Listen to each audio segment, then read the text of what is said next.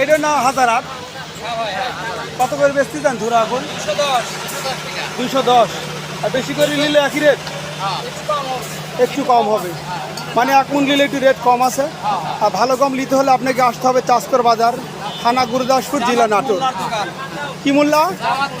জামাত মোল্লার দোকানে, চাষকর বাজারে এই যে গম হাটা চলে আসবেন এবং জিজ্ঞাসা করেন জামাত মোল্লার দোকান কোনটা।